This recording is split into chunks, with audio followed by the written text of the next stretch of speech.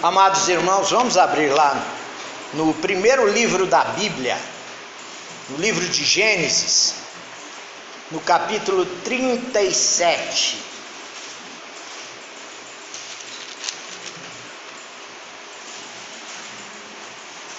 Nós vamos ler do versículo 1 até o 11.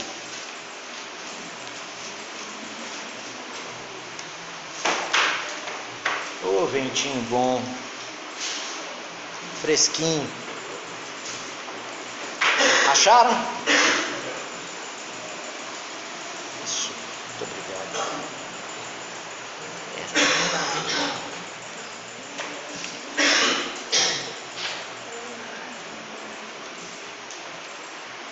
Acompanhe aí, por favor. Habitou Jacó na terra das peregrinações de seu pai, na terra de Canaã. Essa é a história de Jacó. Tendo José 17 anos, apacentava os rebanhos com seus irmãos. Sendo ainda jovem, acompanhava os filhos de Bila e os filhos de Zilpa, mulheres de seu pai, e trazia más notícias deles a seu pai. Ora, Israel amava mais a José que a todos os seus filhos, porque era filho da sua velhice, e fez-lhe uma túnica talar de mangas compridas. Vendo, pois, seus irmãos que o pai o amava mais que a todos os outros filhos, odiaram-no, e já não lhe podiam falar pacificamente. Teve José um sonho, e o relatou a seus irmãos, por isso o odiaram ainda mais. Pois lhes disse: rogo-vos, ouvi este sonho que tive. Atávamos feixes no campo, e eis que o meu feixe se levantou e ficou em pé, e os vossos feixes o rodeavam e se inclinavam perante o meu. Então lhe disseram seus irmãos: reinarás com efeito sobre nós? E sobre nós dominarás realmente? E com isso tanto mais o odiavam por causa dos seus sonhos e de suas palavras. Teve ainda outro sonho e o referiu a seus irmãos, dizendo: sonhei também que o sol, a lua e 11 estrelas se inclinavam perante mim.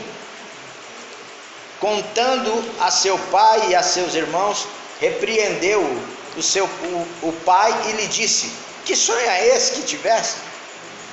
Acaso viremos eu e tua mãe e teus irmãos a inclinar-nos perante ti em terra? Seus irmãos lhe tinham ciúmes. O pai, no entanto, considerava o caso consigo mesmo. Amém? Até o verso 11. Vamos orar mais uma vez? Pai querido, ilumina as nossas mentes agora, Senhor. Vem com teu Santo Espírito a nos encher com a tua sabedoria, para que todos nós saiamos daqui, Senhor, alimentados espiritualmente, abençoados pela tua palavra, Senhor. Fala aos nossos corações e abençoa-nos nesta noite, em nome de Jesus. Amém. Amados, vocês todos leram esse texto, ou ouviram, já deviam ter lido outras vezes. Agora eu queria que vocês me respondessem a seguinte pergunta: quem são os mocinhos e os bandidos nessa história? Quem que você identificaria como mocinho e como bandido? Vamos lá. O que vocês acham? Podem falar. Não é uma pergunta meramente retórica. E então, o que vocês acham? Você tem Jacó, as mulheres de Jacó, Raquel, Lia, Zilpa, Bila, que eram servas, que na época em que as mulheres não tinham fertilidade, elas podiam dar as suas servas ao marido para suscitar descendência em nome delas. Quem são os bandidos e os mocinhos? Tem também José e tem os irmãos de José. Quem são os bandidos e quem são os mocinhos? Vamos lá. Já tem 4 minutos aqui no nosso cronômetro. Pai e José, assim, bandido. O pai Jacó era mocinho, o resto era tudo bandido. José. O que vocês acham? Vocês concordam com o irmão? É zaga, né? Ele é da zaga, né? E aí, Ramatice? O pai também é bandido. Também é bandido? Tá. Jacó também é bandido. Não escapou ninguém? O que vocês acham? A Bíblia diz assim: todos pecaram e carecem. O apóstolo Paulo não tirou isso do nada. Ele tirou do Velho Testamento. E se você olhar bem aqui, essa passagem, realmente não tem um que seja mocinho. Veja só, olha a situação, a começar de Jacó. Jacó faz diferença no amor dele em relação às esposas e aos filhos. Que loucura é essa? Que família é essa que você está criando, Jacó? Né? Começa o texto, que nem o irmão chegou para mim, lá em Passo, Minas Gerais: pastor, descobri que Jacó era analfabeto. Mas como é isso, irmão? Aí ele mostrou o texto. Jacó amava Raquel e não Lia. Não, irmão, não era analfabeto. Não é que ele era analfabeto. Lia era irmã de Raquel. E Labão, que era o tio de Jacó e pai da Lia e da Raquel, embromou Jacó, viu que estava sendo abençoado por Deus por causa de Jacó, embromou ele e fez ele casar com a Lia. E Jacó trabalhou 7 anos pela Raquel, mas recebeu a Lia. Uma noite escura, depois de muita festa, muito vinho, enfiaram Jacó numa tenda sem lanterna nenhuma, sem lamparina nenhuma, e entregaram a Lia, a mais velha, para ele. No outro dia que ele acordou, ele foi perceber que ele tinha casado com a mulher errada, né?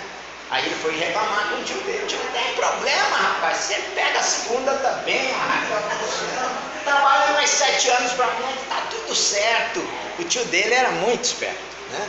Então, veja só, então Jacó fazia diferença, e Deus se doía pela sorte de Lia, tanto é que fechou o ventre de Raquel, e ela não tinha filhos. Raquel tinha que colocar a serva dela para suscitar descendência, enquanto Lia estava fértil, dava filhos para Jacó. Rapaz, que família é essa? Que enrosco, que dificuldade, que luta. Mas eu queria propor para vocês a gente conversar justamente sobre isso hoje. Deus age nas sombras da nossa história. Vocês acreditam nisso? Esse Deus é soberano. Nosso Deus e Pai é soberano. Ele age nas sombras da história da nossa vida. E você vai ver Ele agindo nessa confusão toda que é a família de Jacó. Essa família, para você ter uma ideia, José era o mais novo, e parece que Deus não gosta dos mais velhos. Na história inteira da palavra de Deus é sempre o mais novo que entra. É Jacó que entra como primogênito, recebe a bênção da primogenitura. Ele não era o primogênito era Esaú. José também, ele é considerado o abençoado, o primogênito. Ele é o querido de Jacó, né? Tanto é que os filhos dele, Manassés e Efraim, receberam porção dobrada na terra de Israel, a herança, e assim vai. Então é interessante que o Senhor trabalha nessa confusão toda. E Judá, que é um dos filhos de Israel, dos 12, ou dos 13, porque depois teve Benjamim, né? Judá é a única tribo que sobrou na história. Na história de Israel, a única tribo que sobrou foi Judá. E é de Judá que vem a raiz de Jessé, que por sua vez vai dar Davi, e que vai dar o filho de Davi, que é Jesus de Nazaré, que na verdade nasceu em Belém. Nazaré é norte, não é? Judá é Galileia. Jesus nasceu em Belém da Judéia. Então, da família de Davi. Ele é da estirpe de Davi. Então, e Judá, inexpressivo, aparentemente inexpressivo, nesse contexto aqui, estava no meio dos irmãos que estavam odiando. A primeira coisa que a gente aprende, a primeira lição nessa história toda? José começa a vida dele como fofoqueiro, adolescência. Adolescência já não é um negócio muito tranquilo, não é mesmo, Caleb?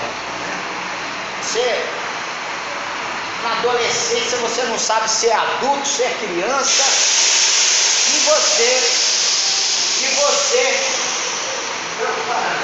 você está numa situação dessa, você é o mais novo da família, e você vai ao campo, onde os irmãos estão apacentando o rebanho do seu pai, e você volta para casa e fofoca tudo que eles estão fazendo lá, de fato você não vai ser o queridinho da família, você vai ser odiado pelos irmãos. Então José começa a vida com um currículo infeliz, de fofoqueiro, de dedo duro, né? Leva e traz.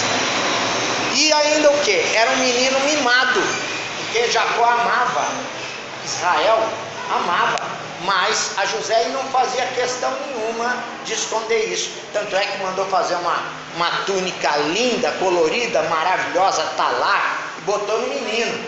Aí que os irmãos, então umas 3 vezes a gente ouve aqui que os irmãos só estão odiando José, só estão odiando José. Os irmãos se corroendo de ódio pelo irmão mais novo. Então essa é a situação. Todos são pecadores. E aí a gente aprende uma coisa, uma lição que o apóstolo Paulo nos ensina. Aquilo que o homem semear, isto ele colherá. Lá em Gálatas 6, se eu não me engano, verso 7. Aquilo que o homem, de Deus não se zomba, de Deus não se escarnece. Aquilo que o homem semear, ele colherá. E eles colheram. Tanto Jacó colheu, tanto José colheu, como os irmãos de José colheram. Colheram aquilo que semearam. Então essa é a primeira lição. Todos são pecadores, todos vão colher aquilo que semearam. Uma coisa maravilhosa. Deus está trabalhando aí. E essa lei foi Deus que estabeleceu. Essa lei foi Deus que estabeleceu. Você pecou, você vai sofrer as consequências do seu pecado. A tua semeadura para bem e para mal vai vir, vai dar, vai frutificar. Se é para mal, vai frutificar para mal. Ou você pensa que José foi injustiçado quando os irmãos dele o pegaram, tiraram a roupa dele, jogaram ele num poço? Ele semeou isso. Ele não fazia questão nenhuma de guardar aquelas experiências do sonho que Deus estava falando. Ele contava mesmo, né? Contava, não, o feixe de vocês vai se inclinar diante do meu, tal. Aí o pessoal, quer dizer que você vai reinar sobre nós? E o menino se achando, né? O adolescente estava se achando. E depois ele ainda conta aquela da lua, o sol e as estrelas se inclinando para ele. Então é uma situação complicada. Quando tiveram a oportunidade de pegar esse menino e dar um corretivo nele, deram, jogaram ele no poço. Aí o irmão lá, mais velho, falou, estava com a consciência pesada, falou, não, eu vou tentar dissuadir o pessoal ali para não matar o menino. Aí passou uma caravana de beduínos, de amalequitas, de comerciantes. Ele falou, vamos vendê-lo. O José, ao invés de matar, venderam como escravo. Então José está colhendo toda aquela semeadura de arrogância, aquela semeadura de procedimento mimado, de ressentimento que ele estava semeando em relação aos seus irmãos. Por quê? Segunda coisa que a gente aprende aí, Deus está trabalhando tanto na vida de Jacó, como na vida de José, como na vida de seus irmãos. Deus está trabalhando também na vida da gente, na vida de cada um, de forma diferente. Nós não somos iguais, muito embora tenhamos os mesmos instintos, a mesma carne fraca, natureza decaída, mas nós temos as nossas preferências e os nossos procedimentos, e a gente vai semeando de forma diferente, e a gente tem uma missão também sobre esta terra. Só que a gente vai fazendo as coisas segundo o nosso coração, a gente vai colhendo, mas Deus está por trás de tudo isso, a conduzir a nossa história, apesar da nossa semeadura de pecado, apesar da nossa semeadura inconsequente. Então a segunda coisa que a gente aprende aí é que quando começa a vir a colheita, mesmo Deus está por trás de tudo isso a nos disciplinar. Ele está por trás de tudo isso a nos disciplinar, a nos corrigir. Mas e aí, quando esse momento de provação, de consequências funestas, sinistras, começam a acontecer, sendo que eu não fiz nada para que aquilo acontecesse? Aquele tipo de sofrimento que chega, por exemplo, José estava lá no Egito, já vendido para a casa de Potifar, do sacerdote, o maior sacerdote do Egito, e a mulher do sacerdote botou os olhos em José, ele é um menino bonito. O sacerdote era um homem, um eunuco. Um eunuco é alguém que não tem relacionamento conjugal com ninguém. Ele tem uma esposa, mas ele não tem conjunção carnal, não tem relacionamento sexual com ela, mesmo porque ele não pode, ele é um eunuco. Ele é um eunuco, ele foi castrado. Vocês já viram castrar porco? Cachorro? É mais ou menos parecido. Antigamente o eunuco era assim. Você está entendendo? Ele não tinha vida de reprodução, mas ele tinha uma esposa. E a esposa botou os olhos no menino bonito, desejou o menino, mas José estava voltado para Deus, deixou a roupa e correu. A mulher o agarrou, ele deixou a roupa e correu. O sacerdote preferiu penalizar José, não o matou, mas mandou, podia ter matado, mas mandou prender, e ele foi preso. E José tinha nutrido um afeto, um sentimento muito grande por esse homem. Era o pai que ele não tinha mais, Jacó, que não estava, mas era Potifar agora o seu pai. Quebrou esse vínculo, quebrou esse relacionamento, e ele foi parar na cadeia, na prisão. E Deus o abençoou lá na prisão. Mas eu fico imaginando José pensando, mas meu Deus, por que eu estou sofrendo tanto se eu não fiz nada para essa coisa acontecer? Tem sofrimento, queridos, que Deus permite, e essa é uma lição muito importante que a gente tem a aprender. Deus permite que o sofrimento venha sobre nós, porque Ele quer moldar a nossa personalidade em paciência, em longanimidade, né? E dessa forma, a maturidade vem sobre a vida do indivíduo como tolerância no sofrimento. A gente vê que hoje em dia, a juventude, os mais jovens, tem um problema muito sério com tolerância ao sofrimento. Haja visto que ninguém mais quer ter filho. Raramente as pessoas têm um filho, 2, 3, um absurdo, não tem, por causa da questão do sofrimento. Está muito sofrido hoje, está muito difícil de se criar um filho, está muito difícil de se trabalhar e ganhar um sustento. Então as pessoas que querem ter mais filhos têm que trabalhar mais, têm que lutar mais. Então as pessoas preferem ter um pouco mais de tranquilidade. Botar filho nesse mundo para quê? Quando minha filha falou isso, botar filho nesse mundo para quê? Eu falei, filha, pelo amor de Deus, né? Que você aprendeu isso em casa? Filho é bênção, né? Então essa questão do quociente de tolerância hoje é muito baixo, muito baixo. Deus está trabalhando na vida da gente para a gente ter maturidade. E maturidade é resiliência no meio do sofrimento, é paciência no meio do sofrimento, é dobrar na tempestade, mas não quebrar. Você está entendendo? Deus estava forjando a vida de José para que ele fosse preparado para um momento muito especial, para a realização de uma missão muito importante.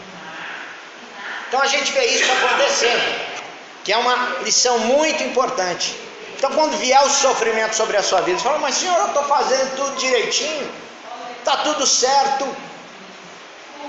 Tenha paciência, escore-se no Senhor, confia no Senhor, não te irrites, como disse o Salmo 37, faça como José, tenha paciência, mesmo quando os teus amigos te abandonarem, como foi o caso daqueles dois que foram enviados lá para a cadeia, e eles tiveram um sonho, José decifrou o sonho diante de Deus, um ia morrer e o outro ia ser restaurado a condição, e isso aconteceu, e José disse, olha, quando você for restaurado ao teu cargo lá ao lado do faraó, você lembra de mim. E ele esqueceu de José lá na cadeia. Mais uma decepção com Potifar, decepção com os amigos. Mas aí um dia o faraó teve um sonho, o sonho das 7 vacas magras, as 7 vacas gordas, depois das 7 vacas magras, e José foi chamado e foi alçado à condição de primeiro-ministro do reino. Olha só, o cara estava com 30 anos de idade, foi colocado, passara pelo menos 13 anos na cadeia. Não, 13 anos não digo, mas uns 11 ele passou na cadeia. Então, difícil, de sofrimento, sofrendo pelo que ele não havia feito, injustiçado pelos amigos, mas ele teve paciência, Deus estava trabalhando, Deus havia dado graça para José dentro da própria cadeia, com o carcereiro. Então é assim, está sofrendo, querido, você não sabe por que está sofrendo, Deus tem um propósito nisso, forjar você para uma missão maior, receba com alegria isso diante do Senhor, com paciência, com tolerância, porque Deus está trabalhando na sua vida, como está trabalhando na vida do irmão também, amém? E por último, uma coisa muito importante, que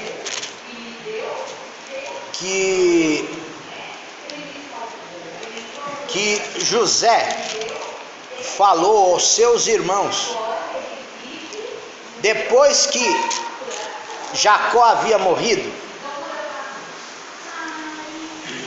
os irmãos de José ficaram muito preocupados, estavam todos morando lá no Egito já. Quando Jacó morre e eles enterram Jacó, os irmãos de José começaram a conversar entre eles. Agora nós estamos lascados. Agora nós estamos perdidos. Nosso pai desceu à cova. Agora José não tem mais razão nenhuma para nos manter aqui nessa mordomia. Nosso pai não está mais aqui. Estamos perdidos. A mão de José vai pesar sobre nós. Foi aí que José disse uma coisa maravilhosa.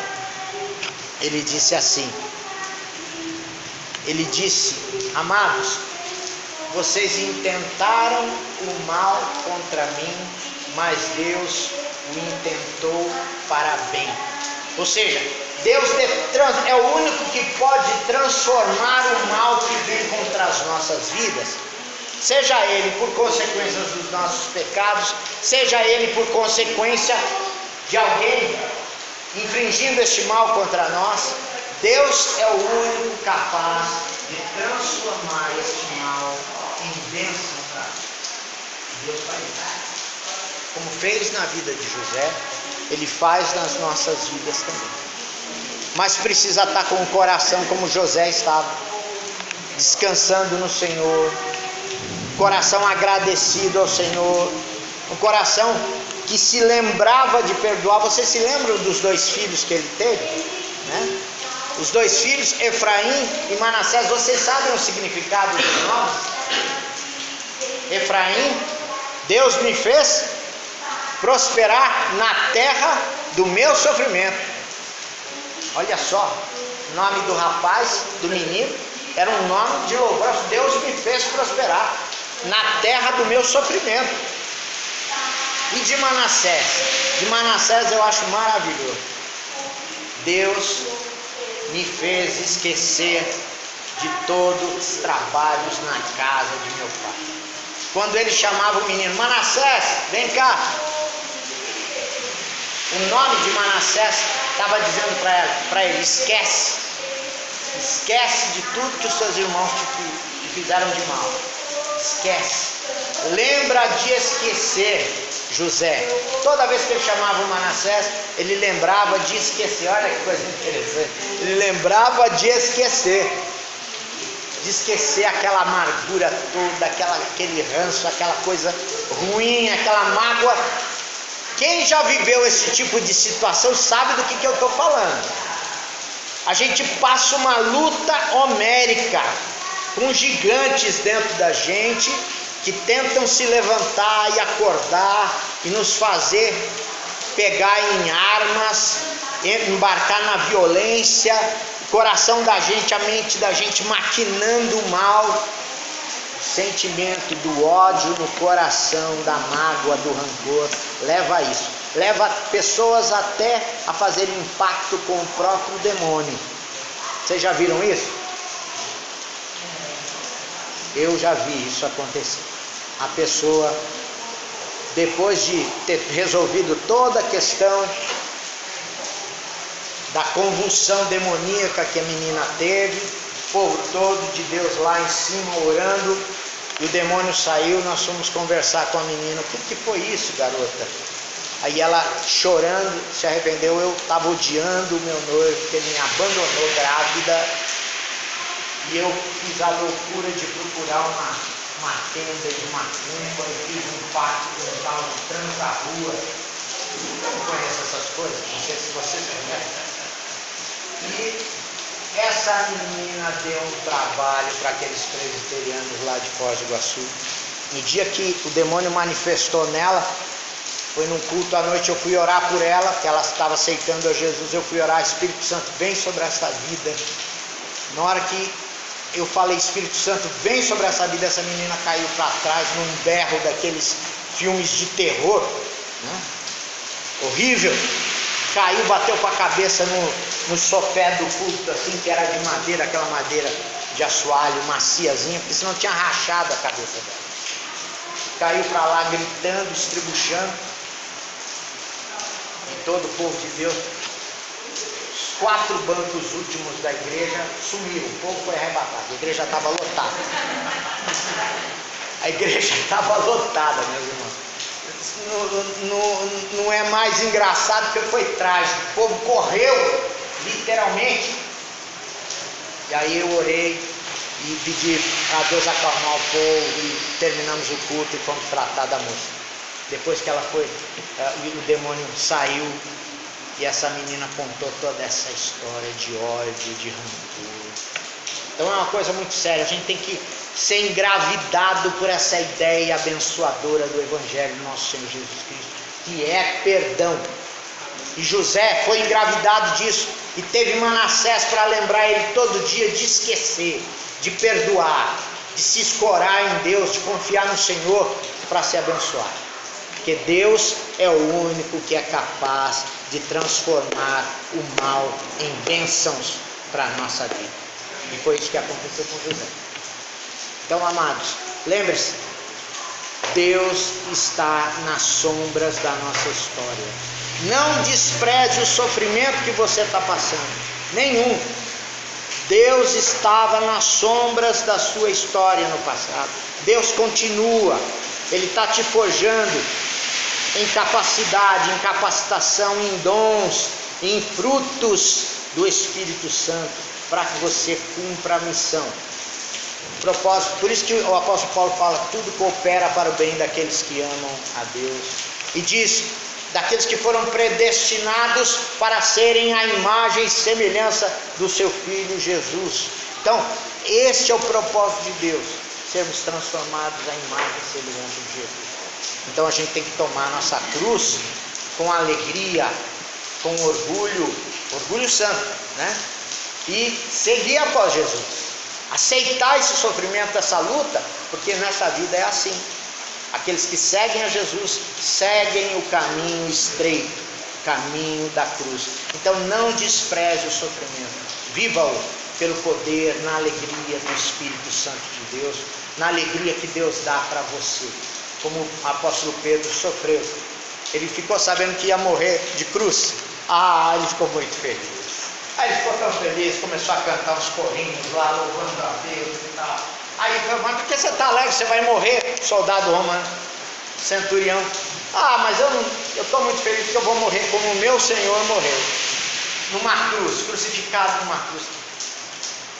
Aí o centurião olhou para o outro e falou: vamos cravar esse camarada na cruz, vamos virar ele de ponta cabeça.